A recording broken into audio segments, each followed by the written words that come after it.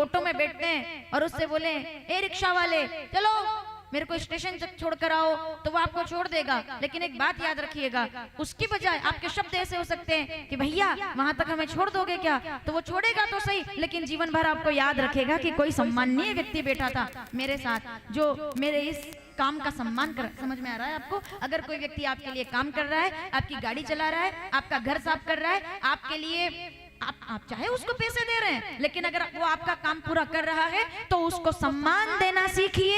ये राम जी सिखाते हैं। अगर आप एक इंसान होकर के इंसान का सम्मान नहीं कर सकते तो मंदिर में जाकर के भगवान का सम्मान करने का दिखावा बंद कर दीजिए, क्योंकि अगर आप उसका सम्मान नहीं कर सकते जो दिखाई दे रहा है, तो उसका सम्मान कैसे करेंगे जो कभी दिखाई नहीं देता।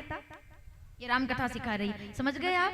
राम जी ने कहा, बाबा कहते हैं रामचरितमानस अयोध्या कांड 99 दोहा पहली चौपाई।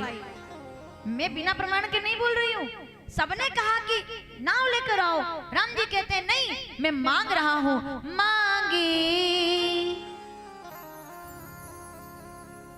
सर्वसमर्थ है भगवान। सर्वसमर्थ मतलब एक अंगूठा रखते हैं तो ब्रह्मांड नाप लेते हैं। वो केवट के सामने कह रहे हैं मांगी नाव ना केवट आना।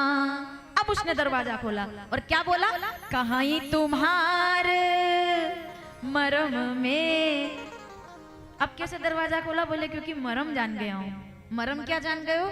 बोले जो आदेश करता है वो सामान्य इंसान होता है, पर सब कुछ होने के बाद भी जो निवेदन करता है वो भगवान होता है। उसको भगवान, वो बड़ा भगवान मतलब बड़ा, जो सम्मान दे।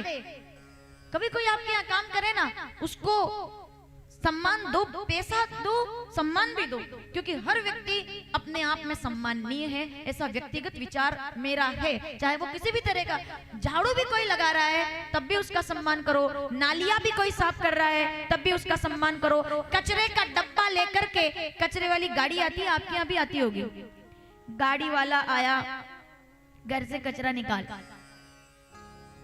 ठीक है, बड़ा लगभग हर गली मोहल्ले का गीत है। गाड़ी वाला आया, ठीक है, तो हमारे बच्चे कहते हैं कचरे वाले आए हैं, कहते हैं ना कचरे वाला आया है, कचरा लेकर आओ। मम्मी से बोलता है, मम्मी कचरे वाला आया है, कचरे वाला आया है। तो जब वो कचरे की गाड़ी आपके घर के सामने आए तो अपने बच्चे को टोकना और सिखाना कि नहीं बेटा, कचरा करने वाले तो हम हैं, वो तो सफाई करने वाला आया है, जो सफाई कर रहा है वो उतना ही शुद्ध है जितना कि गंगा।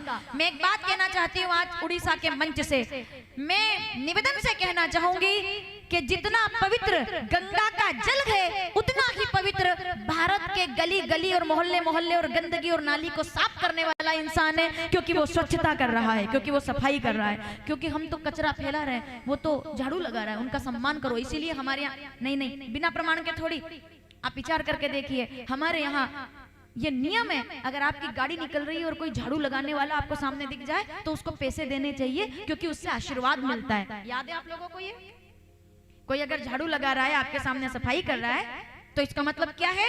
वो जिम्मेदार व्यक्ति है जो स्वच्छता कर रहा है। तो बताइए, गंदगी करने वाला बड़ा होता है या सफाई करने वाला? तो जो स्वच्छता करे ना, उनको हाथ जोड़कर नमस्कार करना चाहिए, क्योंकि वो हमारे नगर को, हमारे घर को झाड़ू लगा देने से कोई छोटा। मैंने तो पहले दिन कहा था कि पंडाल को साफ रखो, मैंने पहले दिन कहा था कि स्वच्छता का ध्यान रखो।